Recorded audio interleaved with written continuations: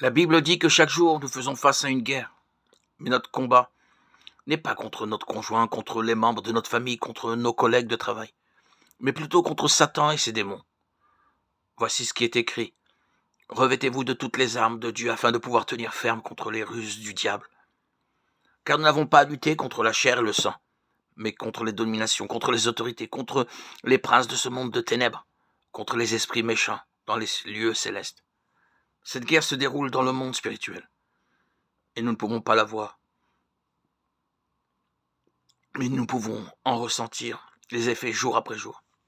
L'ennemi tentera par tous les moyens de nous empêcher, vous et moi, de marcher avec Dieu.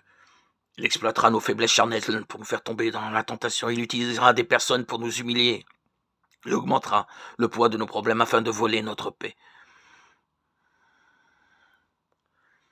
Il y a quelques années, lorsqu'une personne faisait une crise cardiaque, elle avait peu de chances de survie, car on ne comprenait pas ce qui lui arrivait et on ignorait tous les symptômes jusqu'à ce qu'il soit trop tard. Mais avec les progrès de la médecine, des signes d'alerte communs ont été identifiés, tels que l'inconfort, la pression dans la poitrine, la douleur dans les bras, le manque d'air.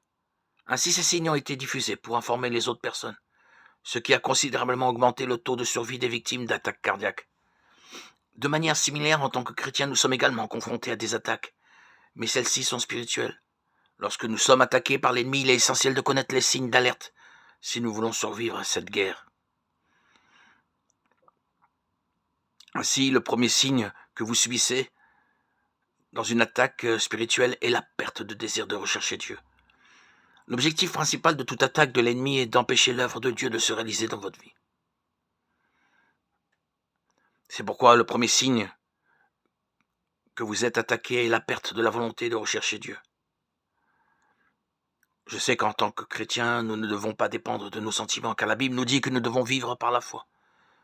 Cependant, il y a une différence entre faire les choses pour le Seigneur, par simple obligation, parce que nous devons le faire, et les faire parce que nous en avons envie, parce que nous ressentons un désir.